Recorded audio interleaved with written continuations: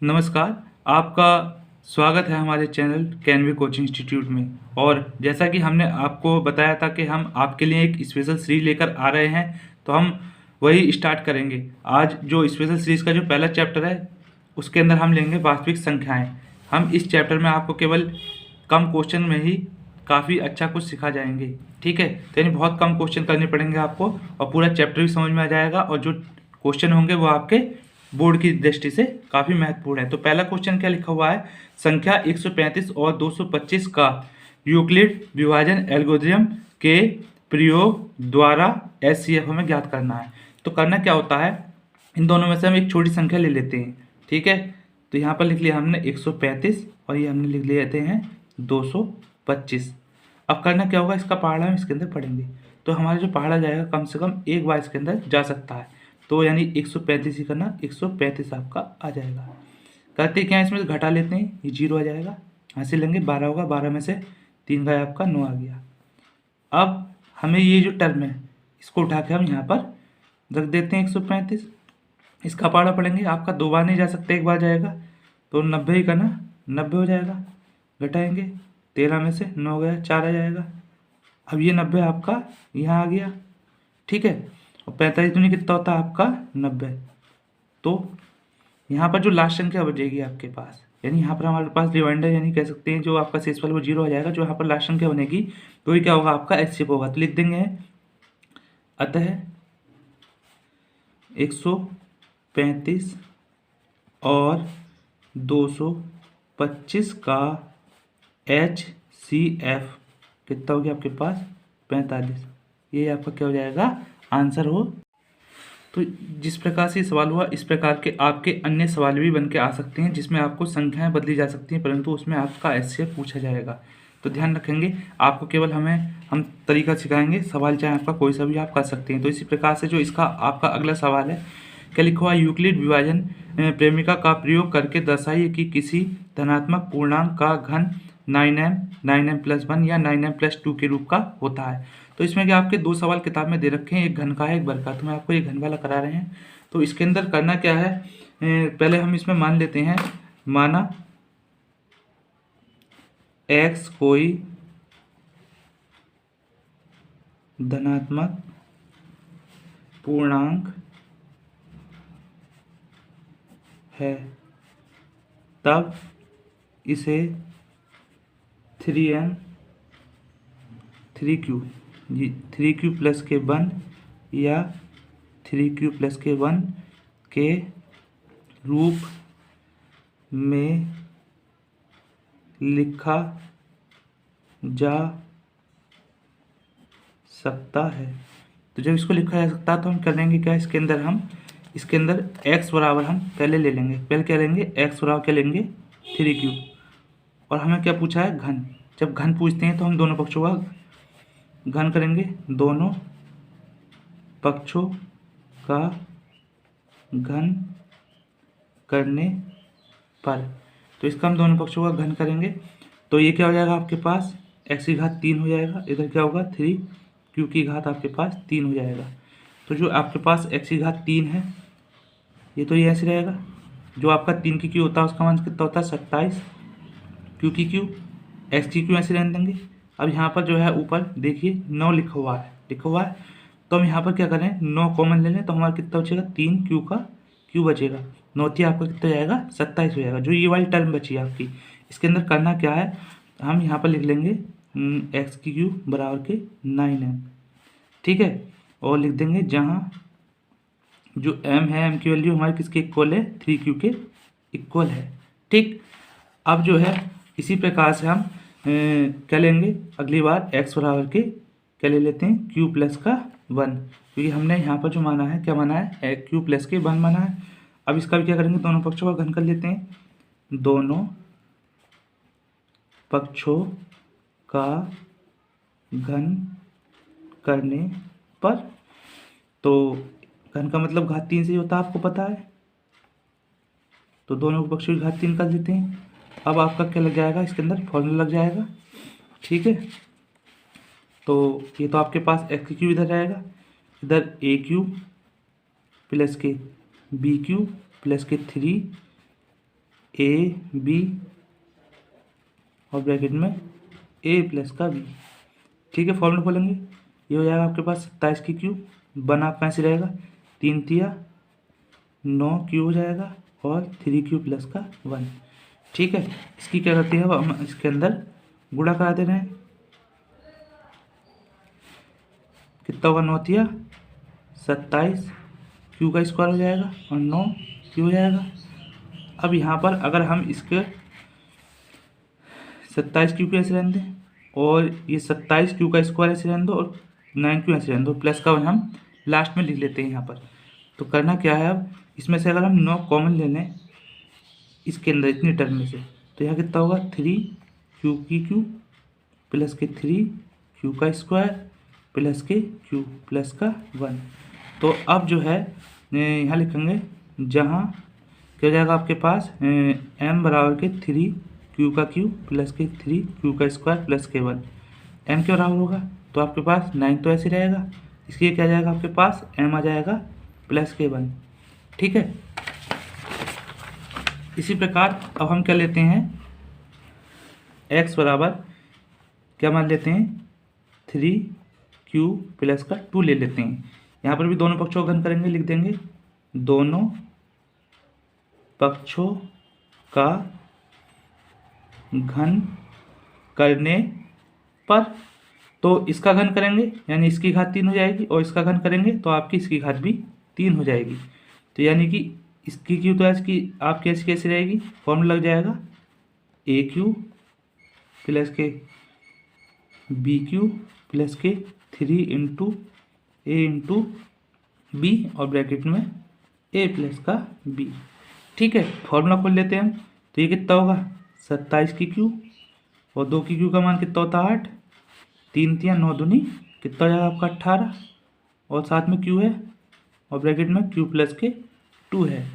ठीक है, तो ये तो आपके पास 27 क्यू ऐसी रहेगा प्लस के आपका ऐसे रहेगा, गुणा करेंगे 18 तिया 54 क्यू का स्क्वायर और 18 दूनी 36 क्यू, तो 8 हम लास्ट में ले रहे हैं, तो यानी 27 की क्यू प्लस के 54 क्यू का स्क्वायर प्लस के 36 क्यू प्लस का 8 हम लास्ट में ले लेते हैं। अब इन तीनों में से हम क्या करते हैं, 9 हम बाहर कॉमन ले रहे हैं, तो यहाँ कितना बचेगा 3 क्यू की पावर 3 और 9 छिका 54, तो यहाँ 6 क्यू का स्क्वायर आ जाएगा और यहाँ आपका 4 क्यू, 9 चौका 36। ठीक है, तो ये जो टर्म है इसकी क्या आना है आपका m आना है प्लस के 8, तो यहाँ लिख देंगे जहाँ ये वो जो पूरी टर्म है आपके पास m बराबर क्या हो जाएगा 3 क्यू की प्लस क्यू और 6 क्यू का स्क्वायर प्लस के 4 क्यू आपका आ जाएगा। तो हम हमारे पास जो पूछा गया था तो वही आ गया, लिख सकते हैं, अतः इनके घनों को 9m या 9m प्लस के 1, ठीक है, या 9m प्लस के 8 के रूप में लिखा जा सकता है। इन जो घन को जो हमारे x का पूर्णांक है उसे हम इस रूप में लिख सकते हैं। तो करते हैं हम इसका क्वेश्चन नंबर 3, जो आपका इस प्रकार से है, 26 और 91 का एचसीएफ और एलसीएम ज्ञात कीजिए तथा इसकी जांच कीजिए कि दो संख्याओं का गुणनफल जो होता है एचसीएफ और एलसीएम के बराबर होता है हमारा। तो इसमें करने क्या है, सबसे पहले हम जो हमारे पास संख्याएं हैं, एक तो 26 है हमारे पास और एक क्या है आपके पास 91, इन दोनों का हम अभाज्य गुणनफल ज्ञात करेंगे। ये आपने 26 लिख लिया, 2 से काटेंगे, 2 का ना 2, 2 तिया 6 हो जाएगा, फिर आप इसको 13 से काट सकते हैं। इसी प्रकार से जो आपका ये है 91, इसको लिख देते हैं, इसको काटते हैं, ये आपका 7 से जाएगा, 7 का ना 7, 7 तिया 21, तो ये आपका कितनी बार चल जाएगा, 13 का ना 13 बार आपका कट जाएगा। अब क्या है, इसके अभाज्य गुणनफल लिख लेते हैं, यानी कि 26 के टुकड़े कितने हो गए आपके पास, ये आ गए, और 91 के टुकड़े आपके कितने आ गए, 7 गुणा 13। तो लिखेंगे हम 26 और 91 का HCF। तो देखिए होता क्या HCF में, जो चीज़ दोनों में सेम आ जाए, जो चीज़ दोनों के अंदर कॉमन है, वही क्या आपका HCF है। इसी प्रकार 26 और 91 का LCM। एलसीएम में करना क्या होता है, एलसीएम में हम सभी चीज़ें लेते हैं। यहाँ पर 13 एक बार है, अगर यहाँ पर 13 दो बार होती तो हम दो बार ले लेते, और यहाँ पर प्रत्येक अक्षर आपका दोनों में से लेना है। ठीक है, तो यहाँ पर हम 2 ले लेंगे, 7 ले लेंगे और आपका 13 भी आ जाएगा। ठीक है, 2 ऐसे रहेगा, 13 सत्ते 91 हो जाएगा आपका। और हम इसकी क्या करेंगे, इसके साथ गुणा करेंगे, तो 2 1 2, 2 9 18, 182 हमारा आ जाएगा। और हमारे पास एस से एलसीएम आ गए, तो हमें दो संख्याओं का गुणनफल बराबर एलसीएम गुणा एलसीएम, यानी हम अब चेक करेंगे, जांच करेंगे कि हमारा जो उत्तर हमारा निकला हुआ है एलसीएम और एलसीएम हमारा सही है या गलत है। तो लिखेंगे दो संख्याओं का गुणनफल बराबर HCF गुणा LCM। तो LCM हमारे पास है HCF 113, खाली 13, और ये इतना 182। इसके हम आपस में जो आपकी संख्या है 26 और 91, इधर इनकी गुणा करेंगे, इधर हम इनकी गुणा करेंगे। तो यहाँ देखिए रफ में 182। ठीक है, तो 3 दूनी 6, 3 अट्ठे 24 हो जाएगा, 3 इकना 3 हो जाएगा, 4 और 1 5 हो जाएगा। ठीक है, 2 आ गया, 8 और 8 आ गया, 1 आ गया। ये कितना हो गया आपके पास, 6 हो गया, 8 5 13 हो गया, और 1 हासिल का 2, कितना हो गया 23 66।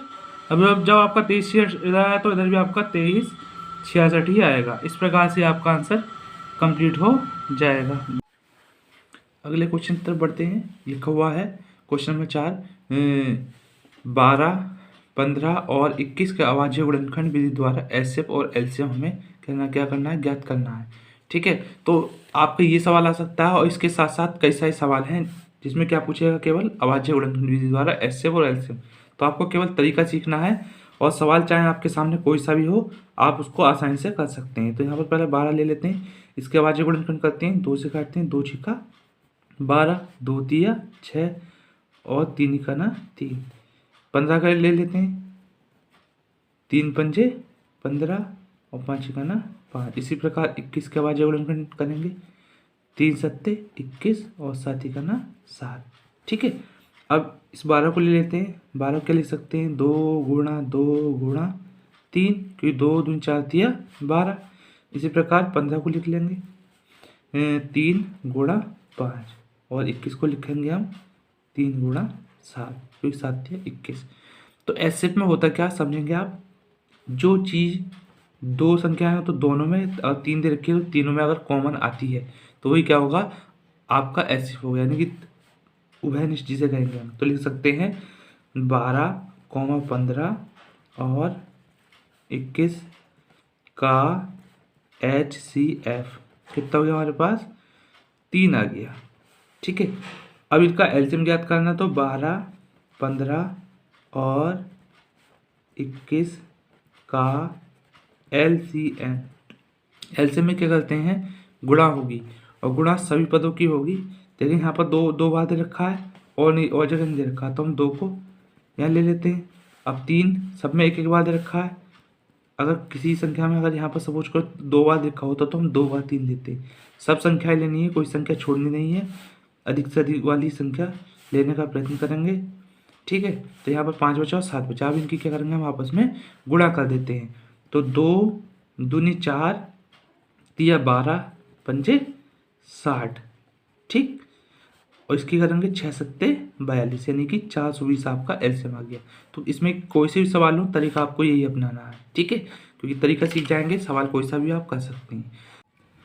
तो करते हैं अगला क्वेश्चन, क्वेश्चन नंबर 5। यहाँ लिखा हुआ HCF ब्रैकेट में लिखा हुआ 306 और 657 का कितना है, 9 दिया गया है। जो है इन दोनों संख्या हैं, इनका HCF आपका 9 दे रखा है, और हम इन संख्याओं का हम एलसीएम ज्ञात करेंगे। तो ये 2 प्रकार से ज्ञात कर सकते हैं, एक ऊपर जो विधि बताइए उस तरीके से, लेकिन हम यहाँ पर आपको दूसरी विधि से कराएंगे। तो पहले लिख लेते हैं HCF 306, 657 बराबर के 9। तो एक फॉर्मूला होता है आपका, 2 संख्याओं का गुणनफल बराबर HCF गुणा LCM। तो यहाँ पर HCF तो हमारे पास 9 आ गया है। LCM में ज्ञात करना, दो संख्याएं कौन कौन सी हैं आपके पास, 306 और 657। अब ये 9 जो इसके साथ गुणा में, गुणा वाला बराबर के दूसरी तरफ जाके आपका भाग का हो जाता है, तो इसके भाग में यानी कि बटे में आ जाएगा।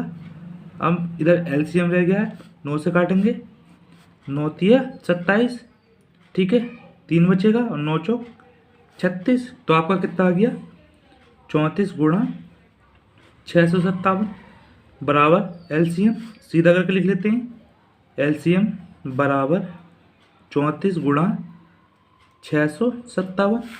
इनकी इधर गुणा कर लेते हैं, 657 की 34 के साथ में, तो 4 सत्ते 28, हासिल लगा 2, 4 पंजे 20 और 2 22, हासिल फिर 2 लगा, 4 छन 24, 25 और 1 26, 3 सत्ते 21, हासिल लगे 2, 3 पंजे 15 और आपका 2, 15 और 2 17, हासिल लगाइए, 3 छंग 18 और 1 आपका 19। तो कितना हो जाएगा, 8 हो गया, 2 और 1 3 हो जाएगा, जोड़ेंगे 6 12 1 हासिल का 13 हो जाएगा, हासिल फिर 1 लगा, 9 2 11 1 हासिल का 12 हो जाएगा, 1 और 1 हासिल का 2। तो कितना आ गया, LCM बराबर के 22,338। यही क्या हो जाएगा, हमारा आंसर हो जाएगा। अगला सवाल परीक्षा में सबसे अधिक पूछे जाने वाले सवाल है। इस प्रकार के आपको 2 सवाल कराए जाएंगे और दोनों ही मोस्ट सवाल है, दोनों में से एक सवाल आपको मिलेगा। बस हो सकता है जैसे लिखा हुआ, सिद्ध कीजिए कि √5 एक अपरिमेय संख्या है। यहाँ पर √5 की जगह √3 हो सकता है, √2 हो सकता है, लेकिन आपका पैटर्न चेंज, जो तरीका होगा वो सेम टू सेम रहेगा। तो आप जो हमसे केवल तरीका सीखें और सवाल आप कोई सा भी कर सकते हैं। तो यहाँ पर जो है करते हैं, जब भी कभी आपके पास अपरिमेय संख्या लिखी हुई है तो उसके विपरीत हम इसको मान लेते हैं। तो माना √5 एक परिमेय संख्या है, ठीक है। जब कोई परिमेय संख्या होती है तो वो A/B या P/Q के इक्वल होती है, जहाँ जो B होता है वो 0 के इक्वल नहीं होता है, बराबर नहीं होता। तो यहाँ लिख सकते हैं, जहाँ A और B क्या आपके पूर्णांक है, A व B पूर्णांक है, ठीक है। जब आपके पास सिंगल टर्म का मतलब क्या है, जैसे √5 लिखा हुआ है, इसके साथ में आपका प्लस में या माइनस में कोई संख्या आगे नहीं लिखी हुई है, गुणा में नहीं लिखी हुई है, तो इसका दोनों पक्षों का वर्ग करेंगे। लिख देंगे यहाँ पर दोनों पक्षों का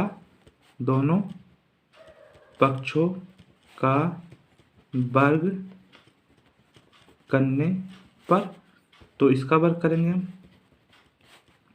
इसका भी हम वर्ग कर देते हैं। तो इसका वर्ग कितना हो जाएगा आपके पास 5, इसका क्या हो जाएगा A² / B²। ये आपका भाग में इधर जाएगा, गुणा का हो जाएगा 5B² बराबर के A²। इसको हम सीधा कर लिख देते हैं, A² आपका इधर आ जाएगा और 5 आपके पास B² इधर आ जाएगा। अब इसमें कुछ हिंदी लिखनी पड़ेगी, वो हिंदी आप ध्यान से देखेंगे। तो लिखते हैं, जो चीज़ इधर है उसे लिखते हैं, पहले क्या लिखेंगे, A², यहाँ से क्या है 5 को विभाजित करता है, ठीक है। इसलिए एक फिर में आपकी 1.3, फिर में 1.3 से जो A है वो खाली 5 को भी विभाजित करेगा, ठीक है। जब इसे विभाजित करेगा तो जो आपके पास A है उसके लिए हम कुछ मानना पड़ेगा। तो हम A बराबर क्या ले लो, 5C ले लो, यानी A और B तो यहाँ पर दे रखे हैं, इन्हें छोड़ के आप कुछ भी ले सकते हैं, C ले सकते हैं, आप K भी लिख सकते हैं। तो हमने इसको ले लिया। अब जो ऊपर एक समीकरण बनी हुई थी आपके पास, उसकी जगह हम जो A² था उसकी जगह हम लिख देते हैं, क्या लिखेंगे 5C² और इधर क्या चल जाता है आपके पास 5B²। जब हम इसका वर्ग करेंगे आप, तो 5 का वर्ग आपको पता ही, 5 का वर्ग कितना होता है 25, C² बराबर के 5B² हो जाएगा। इससे से काट देंगे 5 हो जाएगा, तो कितना होगा 5C² बराबर के आपका हो जाएगा B²। इसको सीधा करके लिख लेंगे B² बराबर के 5C²। ठीक है, तो जो पीछे लिखा वही चीज़ लिखेंगे। यहाँ पर क्या लिखेंगे, पहले b² 5 को विभाजित करता है, इसलिए b5 को भी विभाजित करेगा।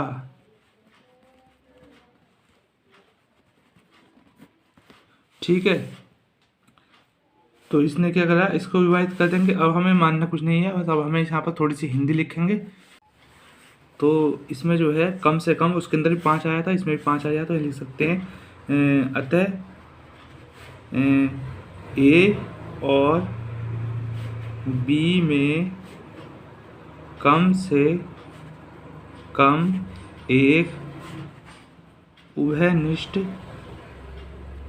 गुणनखंड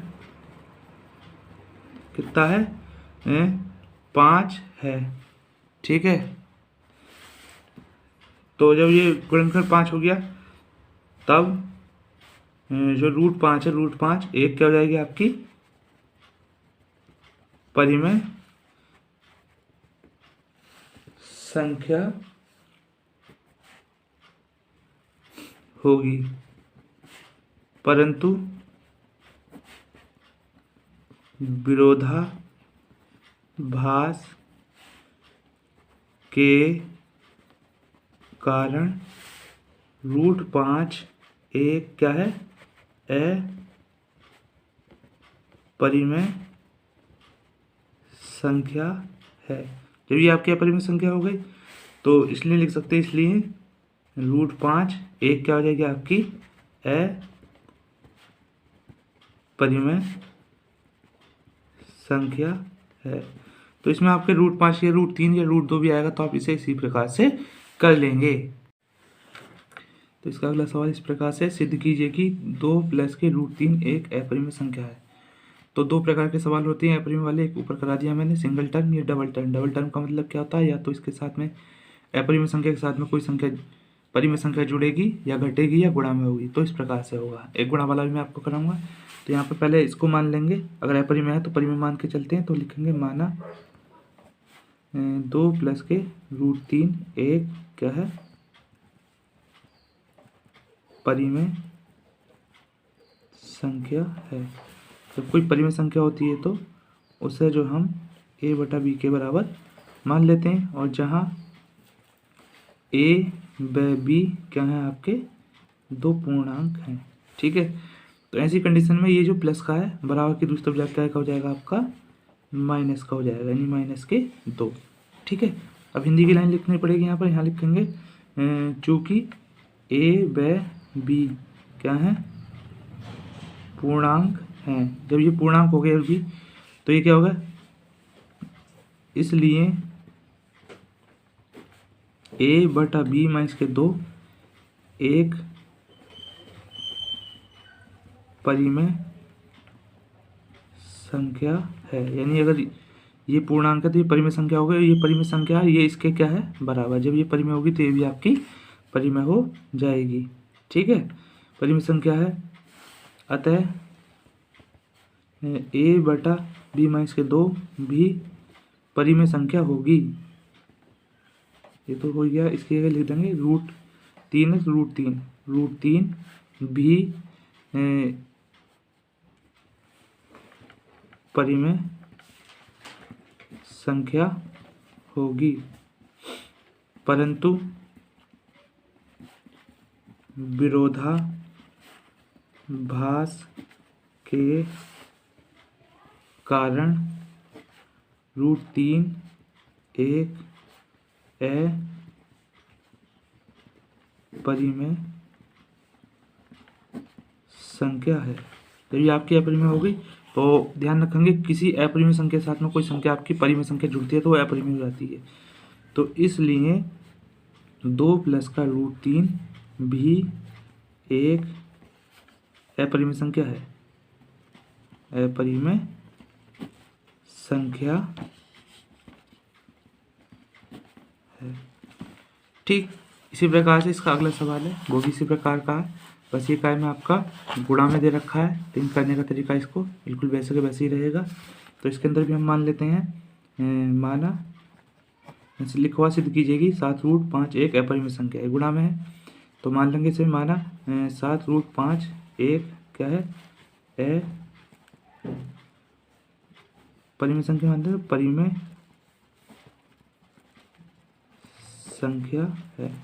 तो कोई परिमेय संख्या होती है उसके बराबर हम ले लेते हैं a/b। अब ये काय में इसके साथ गुणा में है, गुणा वाला इधर दूसरे भाग में पहुंचाएंगे, उससे पहले यहाँ लिख देते हैं जहाँ a और b जो है आपके a व b क्या है पूर्णांक है। ठीक है, तो ये √5 तो आपका ऐसे रहेगा, a/b भी ऐसे रहेगा, ये 7 गुणा में था इधर भाग में आ गया, तो यहाँ लिख देंगे चूँकि a व b पूर्णांक हैं इसलिए, और ये पूर्णांक है तो ये क्या होगा एक परिमेय संख्या, इसलिए a/7b एक परिमेय संख्या है। जब ये परिमेय होगी इसके बराबर है तो ये भी क्या होगी परिमेय होगी। ठीक है, अतः √5 भी एक परिमेय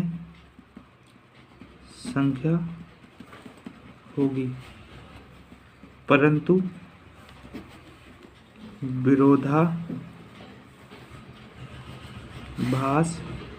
के कारण √5 एक क्या है अपरिमेय संख्या है, अपरिमेय संख्या है।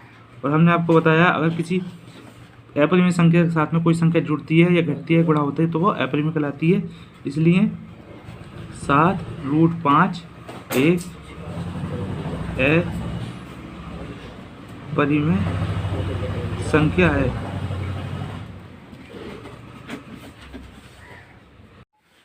तो इसका अगला सवाल लेते हैं, क्या लिखा हुआ 1458/1250 का दशमलव प्रसार कितने स्थान तक है। अब कितने लिखा हुआ है, इसका मतलब क्या, इससे इसको भाग करेंगे और कितने स्थान के बाद ये शांत हो जाएगा।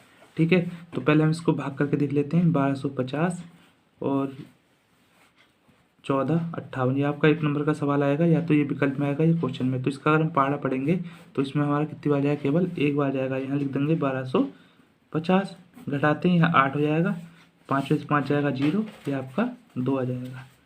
ठीक है, तो अब यहाँ पर क्या लगाना पड़ेगा, पॉइंट लगाना पड़ेगा, यहाँ 0 आ जाएगा। अभी इसका पहाड़ा केवल एक ही बार जाएगा, क्यों जाएगा, क्योंकि 12×2 24 हो जाएगा, यानी कि 2400, वो क्या होगा आपका 2000 से ज़्यादा होगा, तो यहाँ पर एक बार लिख देंगे, यहाँ पर लिख देंगे 1250, घटा देंगे, यहाँ पर 8 में से आपका 5 जाएगा 3 हो जाएगा, यहाँ से हासिल लेंगे 10 और 10 में से 2 गया आपका 8 हो जाएगा। ठीक है, अब तुम्हें पहाड़ा पढ़ोगे 12×5 = 12 × 72 = 84, 84 ज़्यादा हो जाएगा 83 है, तो 12×5 = 12×6 = 72, यानी कि 6 बार इसमें जा सकता है, तो ये 0 हो जाएगा। 6×5 = 30, हासिल लगे 3 हो जाएगा, 6 दिन 12 और 3 15 हो जाएगा, हासिल 1 लगेगा, 6 और 1 आपका हासिल 7 हो जाएगा, 0 आ गया 0 आ गया, 13 हो गया, 13 में से 5 गया आपका 8। ठीक है, फिर आपका ये 6 बार और चल जाएगा। ठीक, तो 6 बार अभी करा था हमने ऊपर, 7500 ही आया था, यहाँ 5 हो जाएगा। ठीक है, अब पढ़ते हैं लोग, 4 बार चल जाएगा, क्योंकि 12 चौक 48, क्योंकि 50 है, 0 हो जाएगा, 4×5 = 20, ठीक है, हासिल लगा 2, 4 दूनी 8 और 2 10, हासिल लगा 1, 4 × 4 हासिल का 5।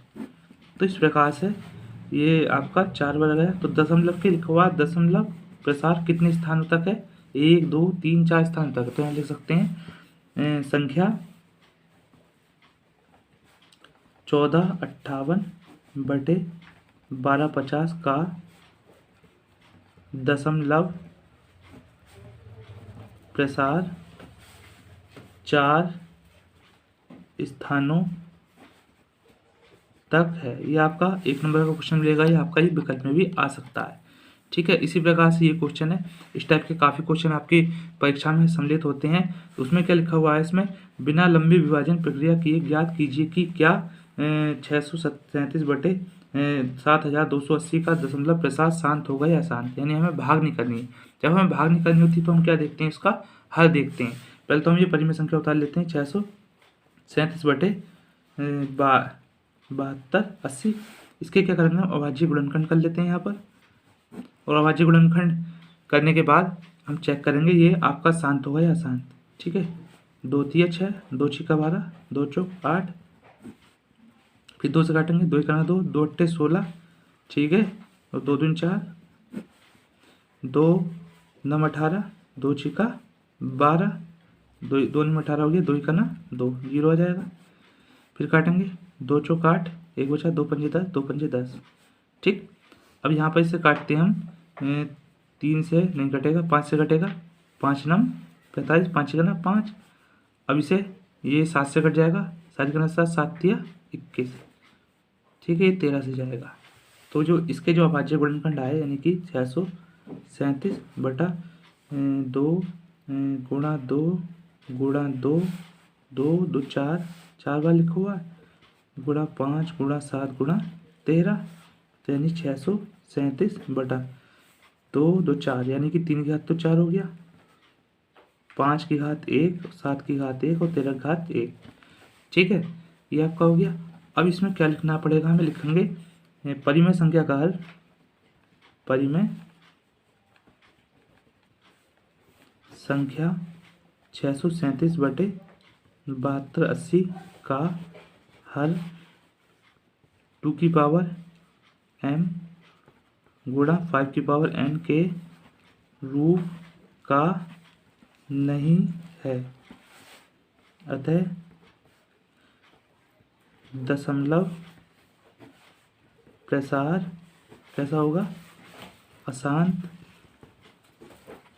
आवर्ती होगा। ध्यान रखेंगे, छोटी सी बात बता रहे हैं, जैसे यदि आपका हर, सपोज करो एक छोटा सवाल ले लें, यहाँ पर 3 लिख देता हूँ मैं, यहाँ पर आपका 50 लिख देता हूँ। अगर इसके टुकड़े करेंगे हम 50 के, 2 से काटेंगे 25 हो जाएगा, 5 पंच 25, 5 करना 5। तो इसका जो हर होगा 2 की घात 1 और 5 2 12, 5 की घात 2। ठीक है, यदि हर हमारा क्या हो जाएगा, 2 की घात और 5 की घात के रूप में होगा तो आपका ये शांत होगा।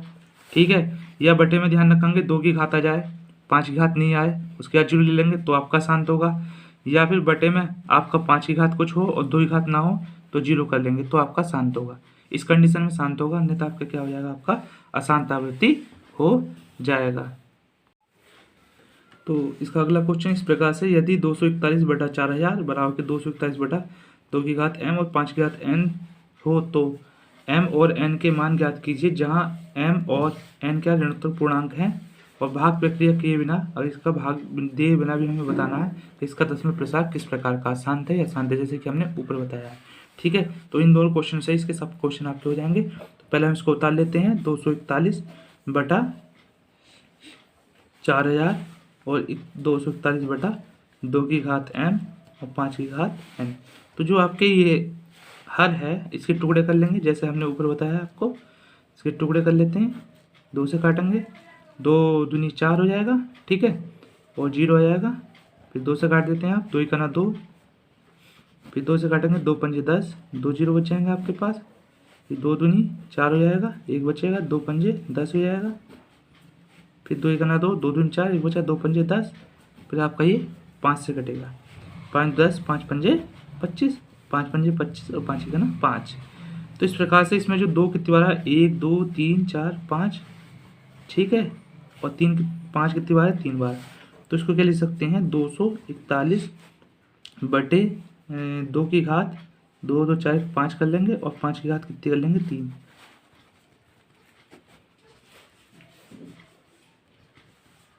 यहाँ पर आप इससे इसको काट सकते हैं।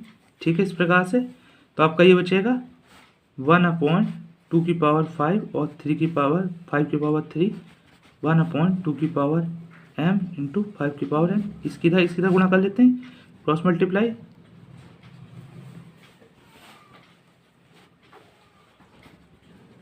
जब हमारे आधार एक जैसे हों तो घातों की तुलना कर लेते हैं। तो m का बराबर कितना जाएगा आपके पास 5, और n का बराबर कितना जाएगा आपके पास, n बराबर लिख सकते हैं आप, कितना n का मान हो गया आपके पास यहाँ पर 3, तो n बराबर कितना हो गया 3।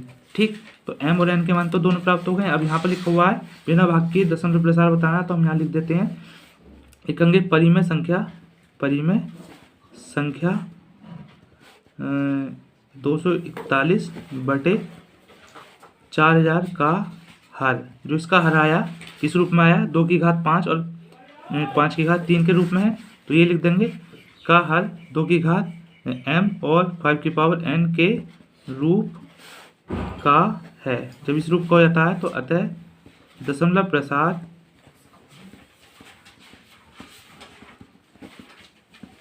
शांत आवर्ती है।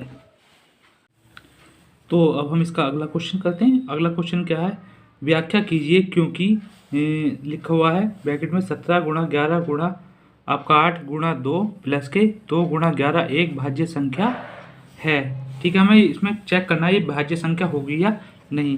तो बहुत आसान तरीका है इसे करने का। तो सबसे पहले हम जो है इसकी जो संख्याएं हैं उसको उतार लेते हैं।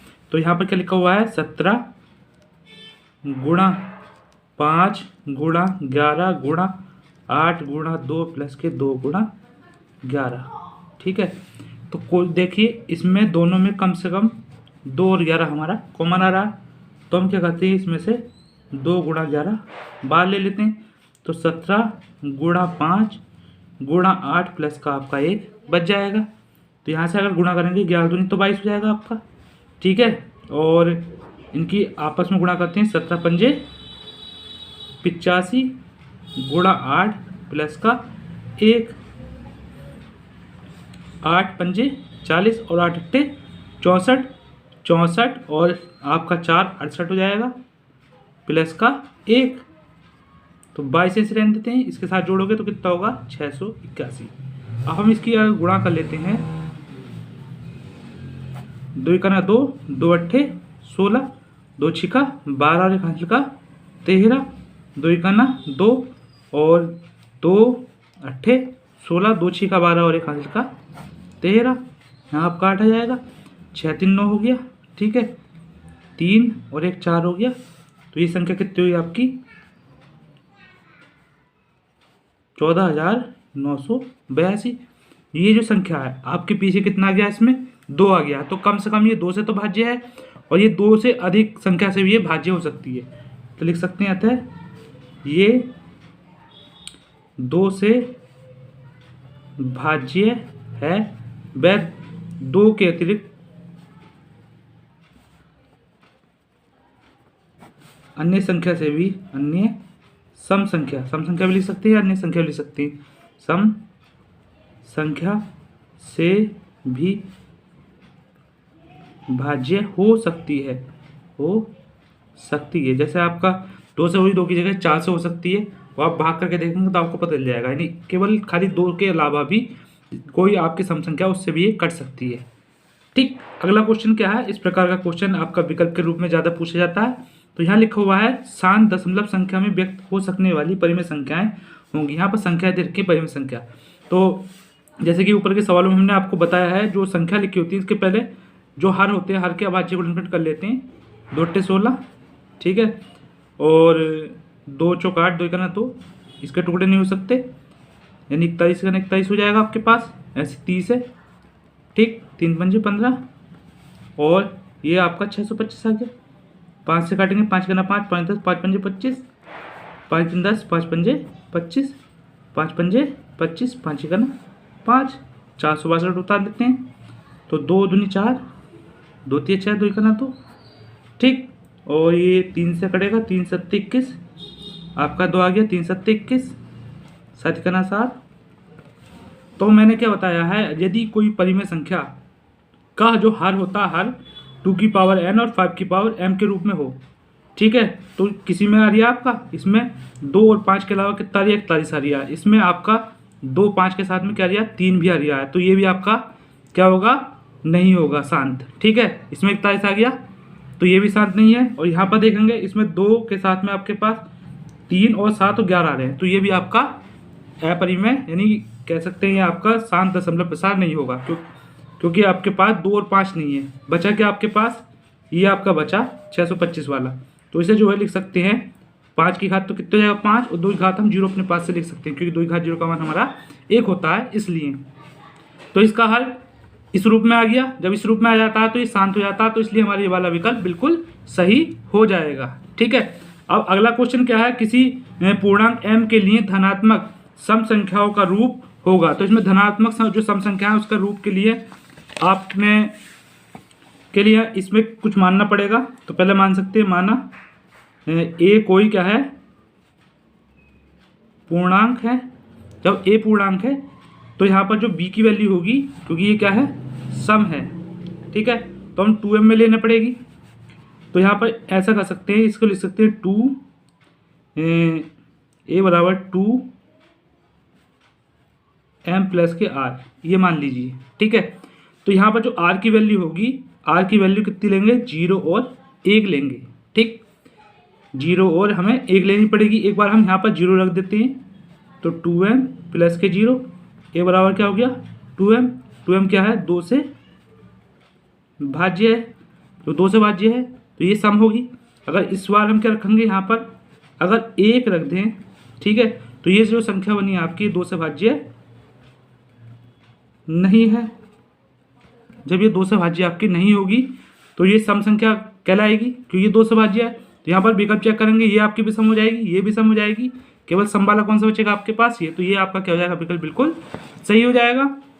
इसी प्रकार अगला है, किसी पूर्णांक n के लिए प्रत्येक धनात्मक विषम संख्या का रूप होगा। यहाँ पर सम का पूछा है, इसमें आपका विषम का पूछा है, तो इसमें भी यही होगा। मान लेंगे, माना a कोई क्या है, आपका पूर्णांक है, ठीक है।